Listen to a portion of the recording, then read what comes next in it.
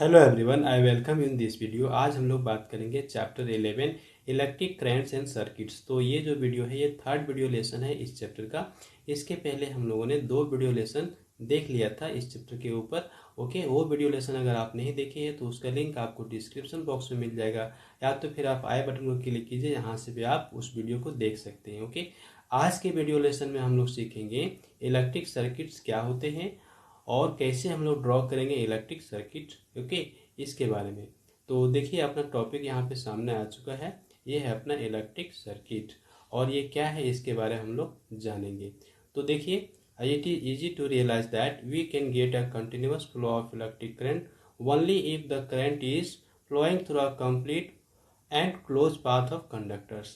तो करंट तभी फ्लो कर सकता है जब वो सर्किट या आपके ये पाथ, हाँ वो पाथ कंटिन्यूअस हो या फिर क्लोज्ड हो। ओके, वो क्लोज होना चाहिए। क्लोज कहने का मतलब हो रहा है कहीं उसमें गैपिंग नहीं होना चाहिए, वो कंटिन्यू होना चाहिए। ओके, तभी वो इलेक्ट्रिक सर्किट में करंट फ्लो करेगा। देखिए क्या कहा गया है डेफिनेशन। अगर हम डेफिनेशन की बात करें कि इलेक्ट्रिक सर्किट को हम कैसे डिफाइन कर सकते हैं, तो हम डिफाइन कर सकते हैं बहुत ही इजी वे में, अ कंप्लीट पाथ। हाँ, अ कंप्लीट पाथ कैसा path? Through which an electric current can flow. वैसा पाथ जिससे होकर के इलेक्ट्रिक करंट फ्लो कर सकता है is called electric circuit. Okay, तो अ कंप्लीट पाथ जिससे होकर के इलेक्ट्रिक करंट फ्लो करता है हम उसको कहते हैं इलेक्ट्रिक सर्किट। अब यहाँ पे एक बात आती है कि इलेक्ट्रिक सर्किट में आखिर क्या क्या होंगे, कौन कौन से कंपोनेंट होंगे। तो we need a minimum of 3 parts. Minimum 3 parts होने चाहिए और एलिमेंट, हाँ even in the simplest of an electric circuit. एक बहुत सिंपल अगर इलेक्ट्रिक सर्किट हम लोग ड्रॉ करना चाहें या कंस्ट्रक्ट करना चाहें electric circuit, simple electric circuit, तो भी हमको कितने पार्ट्स चाहिए? कम से कम 3 पार्ट्स तो चाहिए चाहिए।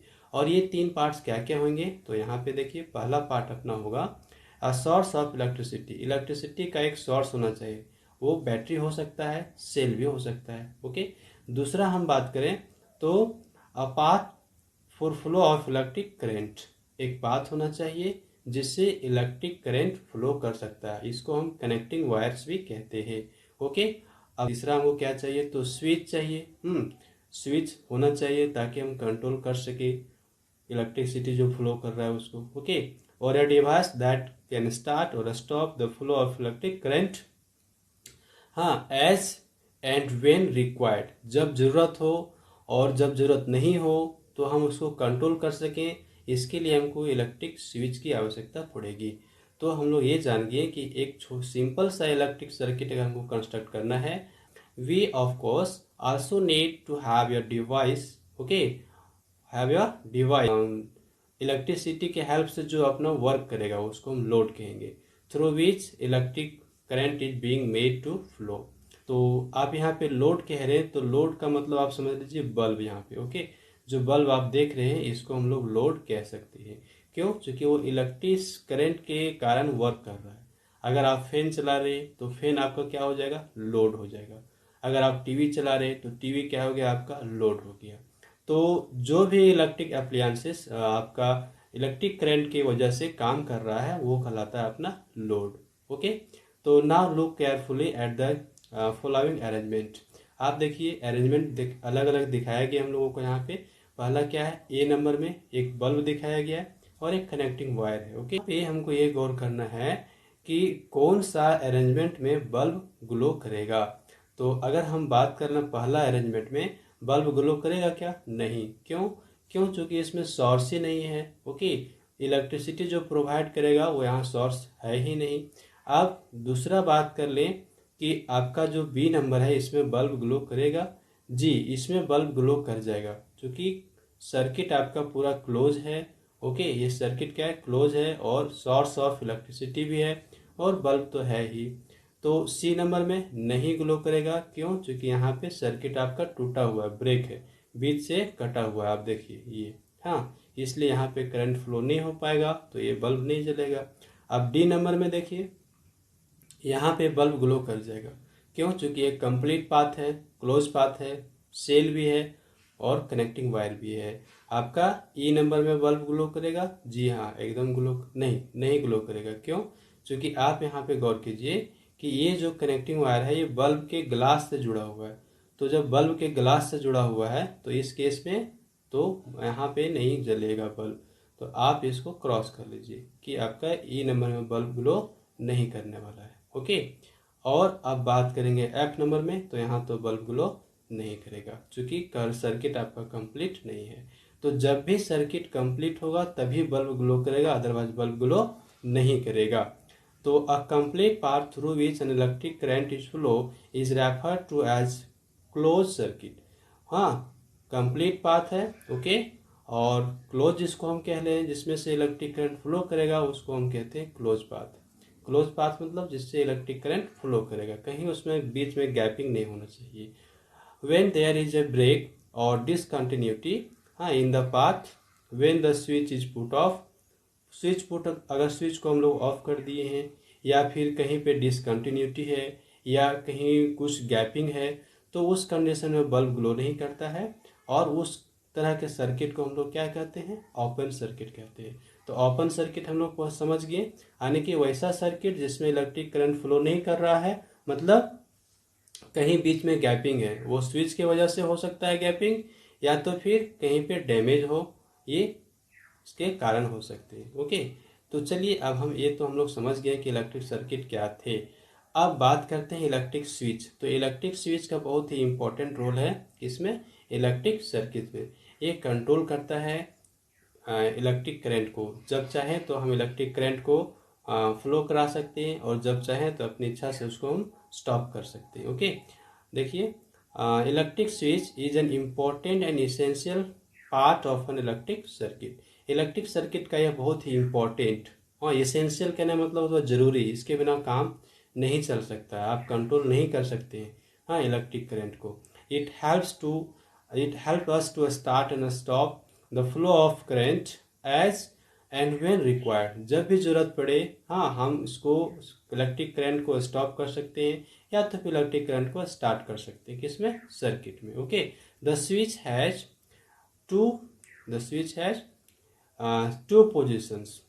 तो एक तो पहला होगा ऑन पोजीशन और दूसरा होगा ऑफ पोजीशन। तो स्विच में दो पोजीशन होता है। अगर ऑन पोजीशन की हम बात करें तो विच कंप्लीट्स और closes the circuit and makes the current flow. तो ऑन पोजीशन में जब स्विच रहेगा तो आपका करंट फ्लो करेगा। ऑफ पोजीशन में क्या हो रहा है? विच ब्रेक्स और opens the circuit and stops the flow of current. Current flow नहीं होगा अगर आपका स्विच ऑफ है, तो ऑफ पोजीशन में है तो आपका वो करंट फ्लो नहीं करेगा। Okay.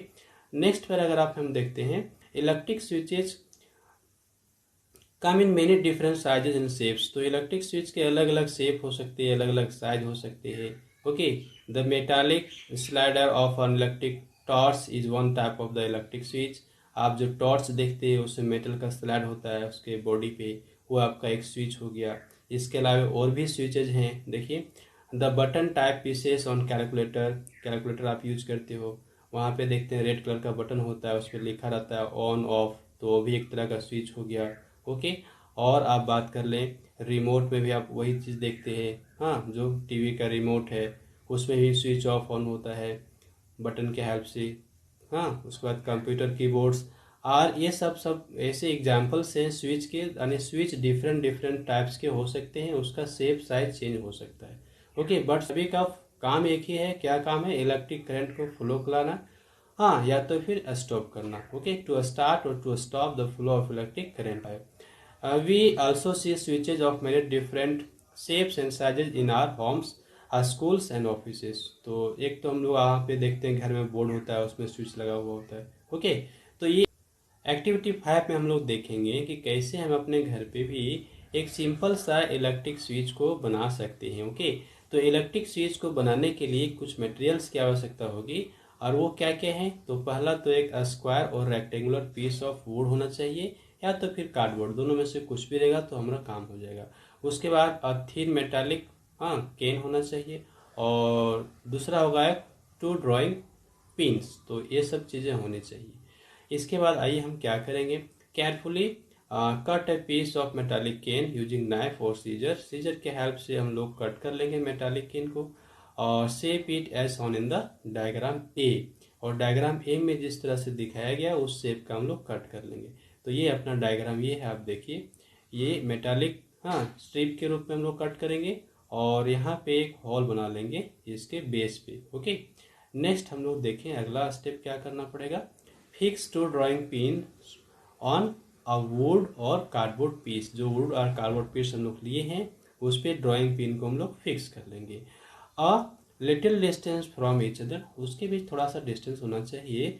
Put the metal strip at a place as shown in the diagram such that its one end with hole is free to rotate about one drawing pin and its other end can make contact with the other drawing pin। Okay, तो किस तरह से हम इसको set करेंगे, यहाँ पे देखिए इसका जो अपना मेटालिक स्ट्रिप है, इसका एक एंड हम इस ड्राइंग पिन के साथ सेट कर देंगे और दूसरा एंड जो होगा वो ड्राइंग पिन के साथ कांटेक्ट में आ सकता है जब हम चाहे, और जब चाहे तो कांटेक्ट वहाँ ब्रेक हो सकता है। ओके, इस तरह से हमको सेट कर लेंगे कुछ लाइक दिस। ओके, अब आगे हम लोग स्टेप क्या करेंगे, ये देखिए हम आगे करेंगे when put in contact this arrangement will work as an switch on position।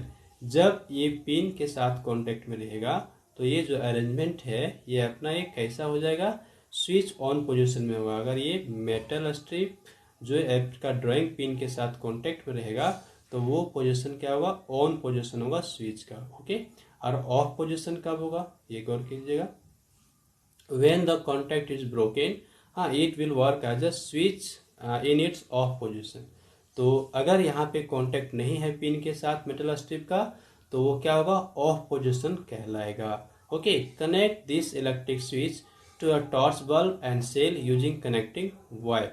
तो ये जो अरेंजमेंट हम लोग बनाए यानी कि स्विच जो हम लोग डिजाइन किए हैं इसको किसके साथ कनेक्ट कर लेना है, तो टॉर्च बल्ब के साथ, उसमें एक सेल लगा हुआ रहना चाहिए और कनेक्टिंग वायर होगा यानी वायर जिसके थ्रू हम उसको कनेक्ट करेंगे।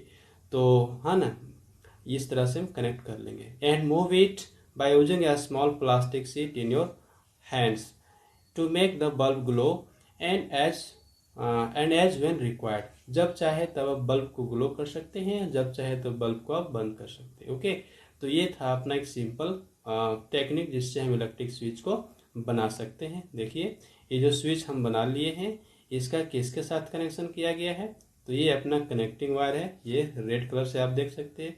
उसके बाद ये जो है आपका सेल है, ओके, जो इलेक्ट्रिसिटी को प्रोवाइड करेगा और यहाँ पे हम देख सकते हैं ये टॉर्च बल्ब है। ओके, तो ये अरेंजमेंट से हम चेक करेंगे कि बल्ब ग्लो करता है कि नहीं, एकदम श्योर ग्लो करेगा। ओके, अब डू यू नो की बात करते हैं। It may happens that the bulb in the above circuit does not glow even with the switch set it's on position.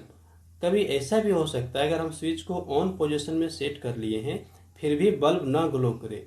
अगर ऐसा है तो इसका मतलब है कि कहीं ना कहीं फॉल्ट है। Okay, this could be due to many reason, और ऐसा बहुत रीजन से हो सकता है। पहला, कनेक्शन में बी लूज और अनक्लियर। कनेक्शन आपका लूज है या तो फिर अनक्लियर है, इस कारण से बल्ब ग्लो नहीं कर रहा है। दूसरा केस ये भी हो सकता है सेल में नॉट बी वर्किंग, जो सेल हम लोग यूज किए हैं वो वर्क ना कर रहा हो, है ना, उसका जो कैपेसिटी है वो खत्म हो चुका हो, ये हो सकता है। तीसरा केस ये भी हो सकता है तो बल्ब में भी बल्ब फ्यूज हो, वो प्रॉपर उसका फिलामेंट ठीक ठाक से ना काम कर रहा हो। When a bulb gets fuse its filament is broken which again means a break in the circuit. अगर बल्ब के अंदर जो फिलामेंट है, ओके, अगर वो भी आपका ब्रोकन है तो इसका मतलब क्या हो रहा है कि वो सर्किट आपका ब्रेक है, आपका काम बल्ब ग्लो नहीं करेगा। आइए अब इलेक्ट्रिक सर्किट में कुछ यूज होने वाले सिंबल का हम बात कर लेंगे। ओके, ये जो सिंबल हम देख रहे हैं ना, इलेक्ट्रिक सर्किट में जो अप्लायंसेस हैं उसको हम डिनोट कैसे करेंगे इसके बारे में बात होती है। तो इन इलेक्ट्रिक सर्किट्स की बात करें तो different electrical devices oblique appliances are connected in different way. तो अलग अलग इलेक्ट्रिकल डिवाइसेस जो हैं वो कनेक्टेड होते हैं और डिफरेंट डिफरेंट वेज के अलग अलग तरह से जुड़े हुए होते हैं, ये हम लोग को जानना है। ओके, अब है इट इज नाइदर फिजिबल और not easy to draw the actual and complete diagram of all the devices और appliances use in a given circuit. तो इलेक्ट्रिक सर्किट में जितने तरह के डिवाइसेस जुड़े हुए हैं सभी का एकदम डिट्टो फिगर बनाना पॉसिबल नहीं है और इजी टास्क भी नहीं है। ओके, और ऐसा होना भी नहीं चाहिए क्योंकि बहुत टफ वर्क हो जाएगा। तो इसको इजी करने के लिए क्या किया गया है, complete diagram of the all the appliance, we simplify this task. और इसको हम इजी कर लेंगे। कैसे इजी करेंगे वो ध्यान दीजिए, by assigning a specific symbol to devices or appliances that are used very often in an electric circuit। Electric circuit में कुछ ऐसे अप्लायंसेस हैं और डिवाइसेस हैं जो बहुत ज़्यादा यूज में आते हैं, हम उसके लिए एक सिंबल यूज कर लेंगे ताकि हम उसको बड़े ही आसानी से रिप्रेजेंट कर सकते हैं सर्किट डायग्राम में। Okay, this symbols play a very important role in conveying all the details and informations about a given electric circuit, हाँ, इन ए कन्वीनियंट एंड प्रैक्टिकल मैनर। तो कैसे हम किस डिवाइस को कैसे डिनोट करेंगे, क्या उसका सिंबल होना चाहिए, यहाँ पे देखिए हम लोग देख सकते हैं अपना दिया हुआ है। तो अगर हमको सेल डिनोट करना है तो उसके लिए हम क्या करेंगे ना, ये एक वर्टिकल लाइन लिया गया है, आप बड़ा देखिए, और एक छोटा लिया गया है। छोटा वाला पर माइनस साइन और बड़े वाले पे प्लस साइन, और इसको कनेक्टिंग वायर से ऐसे जोड़ के दिखाया गया है। तो ये तो था सेल। अगर बैटरी रहेगा तो इसमें हम जो सिंगल सेल है उसको हम डबल या ट्रिपल कर देंगे तो उससे बैटरी रिप्रेजेंट हो जाएगा। तो ये कुछ टेक्निक है रिप्रेजेंट करने के लिए, बैटरी को रिप्रेजेंट कैसे किया गया है। तो उसके लिए हाँ, डबल सेल का यूज हुआ है। देखिए, एक वर्टिकल लाइन, फिर छोटा वर्टिकल लाइन, फिर बड़ा वर्टिकल लाइन, फिर छोटा वर्टिकल लाइन। तो जब दो सेल को हम कनेक्ट कर देते हैं तो उससे दो या दो से अधिक हो सकते हैं। ओके, अब कनेक्टिंग वायर्स की बात करें तो कनेक्टिंग वायर में देखिए हम एक सिंगल लाइन ड्रॉ कर लेंगे, इससे कनेक्टिंग वायर रिप्रेजेंट हो जाएगा। और बल्ब कैसे रिप्रेजेंट होगा, तो बल्ब के लिए ये सिंबल यूज हो रहा है और इस तरह का सिंबल यूज करेंगे। ओके, अगर सर्किट में ये सब सिंबल हम लोग यूज करते हैं तो हम लोग समझ सकते हैं कि बहुत आसानी से कि कौन सा डिवाइस को यहाँ पे दिखाया जा रहा है। ओके, अब देखिए नेक्स्ट अपना है इलेक्ट्रिक स्विच। तो इलेक्ट्रिक स्विच के लिए हम ऑफ पोजीशन में बीच में ब्रेक दिखा देंगे, है ना, गैप दिखाएंगे, और ऑन पोजीशन में हम लोग गैप को बंद कर देंगे, गैप नहीं रहेगा। तो ये तो थे इम्पोर्टेंट थिंग्स हैं जिसका जरूरी है, यूज होता ही है आपका इलेक्ट्रिक सर्किट्स में। ओके, एक्टिविटी 6 में क्या कहा जाता है, फिर से ध्यान दीजिए, यूजिंग द सर्किट सिंबल। हाँ, यू हैव लर्न, आपने जो अभी सर्किट के बारे में सर्किट सिंबल के बारे में पढ़ लिया है उसके हेल्प से draw the circuit diagram of an electric circuit, एक इलेक्ट्रिक सर्किट ड्रॉ करना है। और उस इलेक्ट्रिक सर्किट कैसा ड्रॉ करना है, उसमें क्या क्या चीज़ें होनी चाहिए। तो एक इलेक्ट्रिक सेल हो, एक इलेक्ट्रिक बल्ब हो या लैंप कह लीजिए, और एक इलेक्ट्रिक स्विच हो। तो आइए मैं अभी ड्रॉ कर ही देता हूँ आपके सामने। सबसे पहले हम एक बल्ब को ड्रॉ कर लेते हैं, और बल्ब ड्रॉ करने के लिए हम पिंक कलर का यूज किए, ये देखिए। ओके, ये अपना पिंक, जिसको हम सिंबल के रूप में यूज करेंगे ना। तो सिंबल इसका क्या था, इसका सिंबल था, आप ऐसे राउंड लीजिए और बीच में आप सर्किट कॉइल दिखाइए, और ये आपका एक बल्ब बन गया। ओके, अब इसके साथ हम क्या ज्वाइन करेंगे, तो इसके साथ हम एक सेल ज्वाइन करेंगे, ये देखिए। हाँ, हम डबल सेल ज्वाइन कर लें, एक स्विच को यहाँ पे ज्वाइन कर लेते हैं, ये देखिए स्विच को जोड़ दिए हैं। तो अब यहाँ पे मैं बताता हूँ आपको, ये देखिए, ये अपना हो गया बल्ब। ओके, और ये हो गया अपना एक सेल, हाँ, इसमें प्लस और माइनस भी हम दिखा लें, और ये अपना हो गया इलेक्ट्रिक स्विच। ओके, तो जो जो चीज़ें बोला गया था हम लोगों ने यहाँ पे ज्वाइन कर लिया है। देखिए क्या बोला गया था, इलेक्ट्रिक सेल ये रहा अपना, और लैंप अपना ये हो गया, और इलेक्ट्रिक स्विच ये हो गया। और इसको जोड़ने के लिए हमको वायर का भी जरूरत पड़ेगा, जो नहीं बोला गया है, लेकिन कनेक्टिंग वायर भी चाहिए। तो कनेक्टिंग वायर में आप यहाँ देखिए क्या हम लोगों ने यूज किया है। कनेक्टिंग वायर में ये देखिए, ये अपना वायर है। ओके, ये कनेक्टिंग वायर है, जो येलो कलर से आप ड्रॉ देख रहे हैं, ये कनेक्टिंग वायर हो गया। तो ये सारी चीज़ें हैं जिसकी हेल्प से हम इलेक्ट्रिक सर्किट को बना सकते हैं। अब हम बात कर लेते हैं एक्टिविटी 7 की। तो एक्टिविटी 7 में क्या कहा गया है, इन the circuit electric circuit we made in the last activity. Replace one by one the metallic strip by a paper clip, okay, silk thread, cotton thread, a metallic की एंड सो ऑन। हमने जो अभी activity में electric circuit को बनाया था, तो कौन सा एक्टिविटी की बात हो रही है? तो यहाँ पे बात हो रही है एक्टिविटी 5 की। मैं आपको दिखाऊं, एक्टिविटी 5 में हम लोगों ने एक सर्किट बनाया था।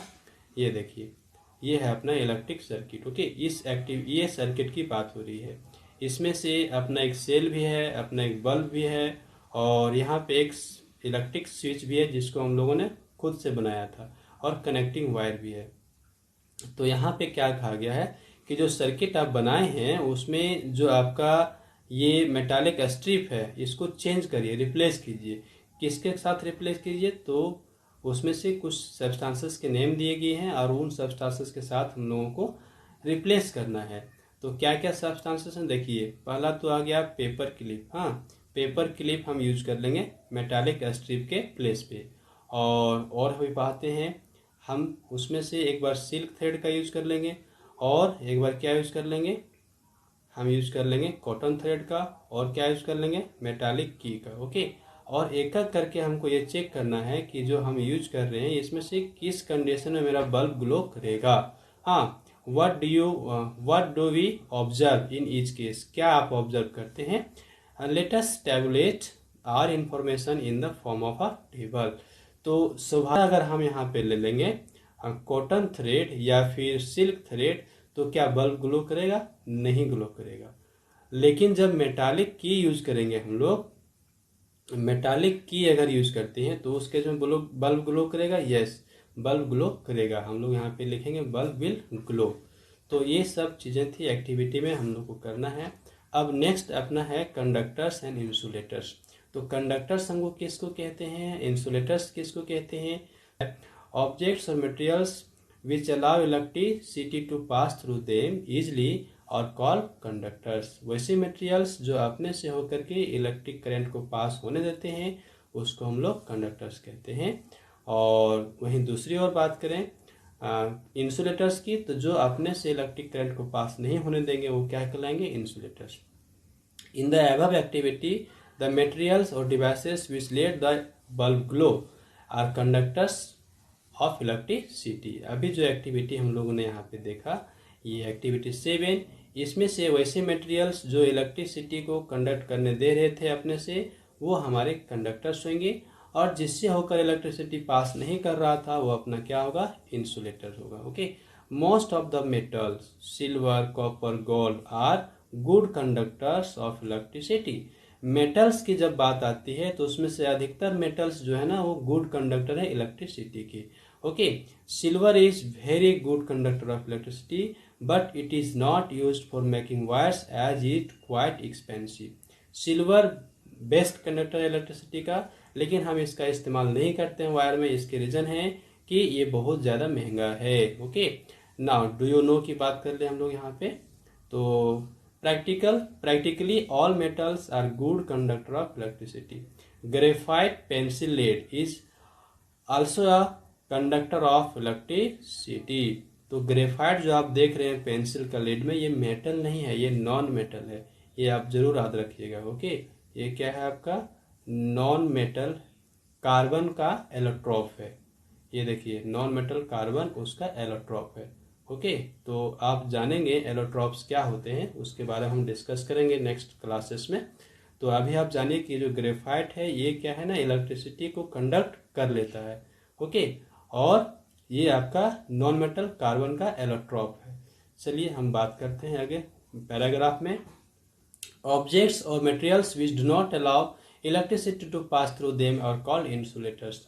जो हम बात की कि वैसे मटेरियल्स जो अपने से होकर इलेक्ट्रिसिटी को पास नहीं होने देते हैं वो क्या कहलाते हैं, हमारे इंसुलेटर्स कहलाते हैं। अब इसमें बहुत सारे एग्जांपल्स हो जाएंगे।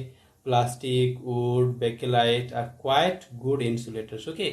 You can now realise as to why electrical appliances and wires have plastic covering. तो आप समझ गए कि जो इलेक्ट्रिक अप्लायंसेस बनाए जाते हैं उसका कवर प्लास्टिक का क्यों होता है। क्यों? क्योंकि प्लास्टिक्स जो होते हैं वो इलेक्ट्रिसिटी को कंडक्ट नहीं करते हैं, इसलिए कवर जो है ना इलेक्ट्रिक अप्लायंसेस का वो प्लास्टिक के बने होते हैं। ये ऑब्जेक्टिव क्वेश्चन आ सकता है कि जो इलेक्ट्रिक अप्लायंसेस हैं उसके बॉडी प्लास्टिक के क्यों बने होते हैं, ताकि हम लोग को करंट ना लगे। हाँ, अगर वो प्लास्टिक का नहीं होगा, मेटल का होगा, तो हम लोग को करंट लग सकता है ना। हाँ, you can also understand why the body of torch have a plastic covering when there is a gap as shown in the part C or F, okay, of the diagram। ये जो आप page number 176 में देखे हम लोगों ने जो diagram circuit का, अगर उस तरह के सर्किट हैं, फॉल्ट सर्किट रहेंगे और वायर का कनेक्शन अगर बॉडी से हो जाता है, किसके बॉडी से, तो इलेक्ट्रिकल अप्लायंसेस के बॉडी से, तो उस कंडीशन में हम लोग को इलेक्ट्रिक शॉक लग सकता है। तो इलेक्ट्रिक शॉक से बचने के लिए ना जो बॉडी है डिवाइसेस के वो प्लास्टिक्स के बने होते हैं, ताकि इलेक्ट्रिक शॉक हम लोगों को ना लगे। ओके, ये तो हम लोग समझ गए। अब नेक्स्ट हम पढ़ेंगे it is better to be safe than sorry. Sorry कहने से अच्छा है कि आप सेफ रहिए। तो कैसे सेफ रहिएगा ये हम डिस्कस करेंगे, लास्ट टॉपिक। इसके बाद यहाँ पे वीडियो हम लोग खत्म कर लेंगे। ओके, आइए। It has been well said, electricity is a good servant but a good master. Electricity क्या है ना, गुड सर्वेंट है, बहुत अच्छा सेवा करता है हम लोगों का, बट बैड मास्टर है। अगर वो मास्टर की तरह काम करने लगे तो उसका प्रभाव बुरा होता है। ओके, आइए हम बात करते हैं एक एक करके। It is absolutely important, therefore, to follow all the suggested and advised precautions while using electricity and electrical appliances and devices. Some general precautions that should always be followed are given below. जो general हैं इसको हमको follow करना ही चाहिए। इसमें क्या क्या चीज़ें हैं। पहला, नेवर टच इलेक्ट्रिकल कनेक्शंस और डिवाइसेस विथ वेट और बेयर हैंड। अगर आपका हाथ भींगा हुआ है या फिर हाथ में आप ग्लव्स नहीं पहने हैं तो इलेक्ट्रिकल अप्लायंसेस को टच मत करिए, उसमें आपको इलेक्ट्रिक शॉक लग सकता है। Ordinary water is reasonably good conductor of electricity. जो वाटर है वो आपका गुड कंडक्टर है इलेक्ट्रिसिटी का। And if electricity was to flow through a person's body it could lead to a serious injury or even death। तो electric shock लग सकता है और उसका प्रभाव बहुत ही खराब होगा। दूसरा बात करें, never try to fiddle with or open an electrical appliances or devices when it is connected to a main। जब इलेक्ट्रिक डिवाइसेस मेन से जुड़े हुए, मेन्स कहने का मतलब हुआ कि उसमें करंट फ्लो कर रहा है, तो उस कंडीशन में उस अप्लायंसेस से आप दूर ही रहिए। ओके, आप उससे दूर रहिए। दूसरा है always respect the warning sign. अगर कहीं पे वार्निंग साइन आप देख रहे हैं तो उस वार्निंग साइन का मतलब समझिए, आप उससे दूर रहिए। Don't go near any set of where the word danger is written. कहीं भी अगर वर्ड डेंजर आपको लिखा हुआ दिखता है तो आप उसके आसपास मत जाइए, वहाँ पे खतरा है। Always consult the manufacturer or your electrician if you have any doubts about the method way of using some electric appliances or devices। अगर आपको कहीं कंफ्यूजन है कि किसी भी इलेक्ट्रिक अप्लायंसेस को कैसे कनेक्ट करना है सर्किट में, कैसे यूज करना है, तो प्लीज़ आप जो है सो कंसल्ट कीजिए इलेक्ट्रीशियन को। ओके, अपने से कोशिश मत कीजिए, अदरवाइज आपको इलेक्ट्रिक शॉक लग सकता है। लास्ट पॉइंट हम देखेंगे, it is always a good idea to use rubber plastic glove or rubber sole sewer okay while working with electric devices or appliances। अगर आपको इलेक्ट्रिसिटी का काम करना पड़ रहा है तो आप रबर का ग्लव्स पहन लीजिए। ओके, और शू पहनिए ऐसा जिसका सॉल रबर का हो। उससे क्या होगा ना, आपके बॉडी को इलेक्ट्रिक शॉक लगने से बच जाएगा। चलिए लास्ट पैराग्राफ है, the simple practical of wearing rubber gloves और rubber sandals while handling repairing electrical appliances devices or connections can save us from possible electrical shocks and electrical related accidents। तो electricity से होने वाले accident या electric shock से हम लोग बच सकते हैं अगर हम लोग जब इलेक्ट्रिसिटी का काम कर रहे हैं तो रबर का ग्लव्स पहन लें या फिर शू ऐसा पहने जिसका रबड़ का सोल हो, तो हम अपने आप को इलेक्ट्रिक शॉक से बचा सकते हैं। ओके, तो यहाँ पे हम लोगों ने इस वीडियो चैप्टर 11 को पूरा कंप्लीट कर लिया है, और नेक्स्ट वीडियो जो होगा उसमें मैं आपको इसका क्वेश्चन आंसर दे दूंगा। ओके, क्वेश्चन आंसर में आप जानते हैं कि फिल इन द ब्लैंक्स है, ट्रू फॉल्स है, शॉर्ट क्वेश्चन है, टिक द करेक्ट ऑप्शन है, ये सारे के सारे सॉल्यूशन मैं आपको दे दूंगा। तो तब तक के लिए धन्यवाद। I hope this video will helpful for you, so please like this video and share with others and do some comment. और हाँ, अगर मेरे चैनल पर पहली बार हैं तो प्लीज़ मेरे चैनल को सब्सक्राइब कीजिए और बेल आइकन को भी हिट कीजिए, ताकि आगे आने वाले वीडियोस की जानकारी आपको मिलती रहे। Thanks for watching, have a glorious day ahead.